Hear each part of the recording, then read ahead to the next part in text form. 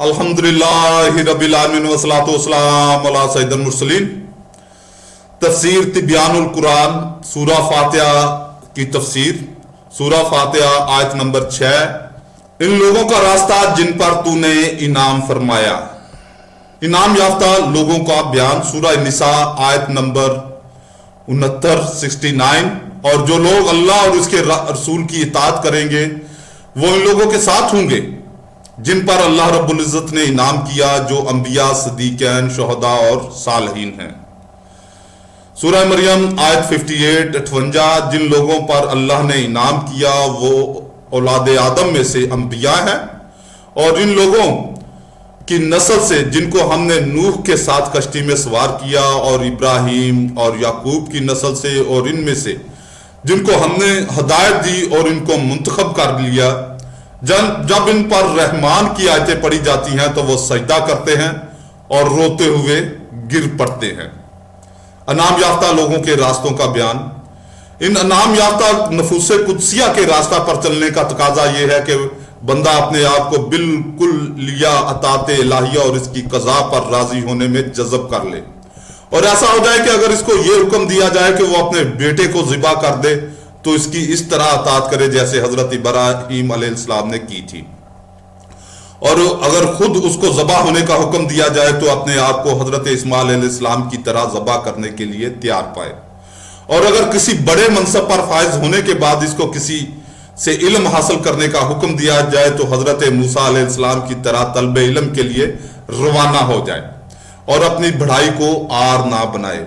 और अगर इसको यह हुक्म दिया जाए कि नेकी का हुक्म दे और बुराई से रोके, खा इस राह में इसको आरे से चीर दिया जाए तो हजरत यहया और ज़िक्रिया अलैहिस्सलाम की तरह कत्ल हो जाए और उफ ना करे।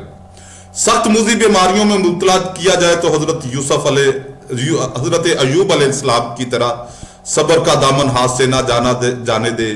अगर काजी और हाकम बने तो अदल और इंसान के सामने झुकने में आर महसूस ना करे, और अगर इसके बेटे का किया हुआ फैसला इसके किए हुए फैसला के मुकाबला में सही हो तो कबूल हक के रास्ता में अनानियत को ना आने दे, जैसे हजरत दाऊद अलैहिस्सलाम ने अपने किए हुए फैसले के मुकाबले में हजरत सुलेमान अलैहिस्सलाम के फैसले को राजे करार दिया था।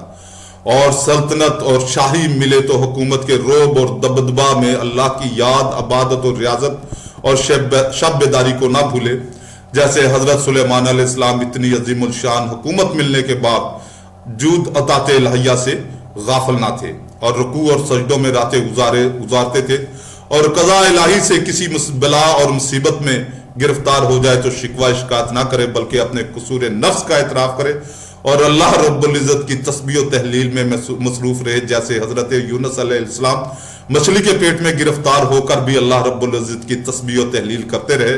और अगर नौजवान हसीन और जमील और प्यारा बेटा गुम हो जाए तो हरफ शिकायत जबान पर ना लाए और हजरत याकूब अलैहिस्सलाम की तरह सब्र जमील करे। और अगर कोई बाइख्तियार और इक़्तिदार हसीन और जमील औरत किसी जवान मर्द को गुनाह की दावत दे तो कैद खाने में जाना मंजूर कर ले और गुनाह से दामन बचाए रखे, और जब कैद खाना में जाए तो वहां भी दावत और इरशाद को ना भूले और वहां के कैदियों को अल्लाह रब्बुल इज्जत की तौहीद और इसकी इताअत की दावत दे। और ये हजरत यूसुफ अलैहिस्सलाम का अस्वा और नमूना है और इनका रास्ता है।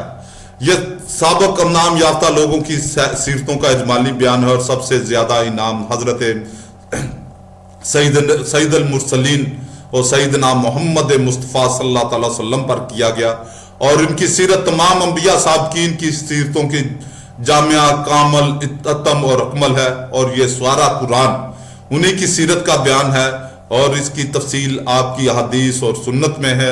इसलिए कुरान और सुन्नत ही दरअसल सिरात मुस्तकीम है।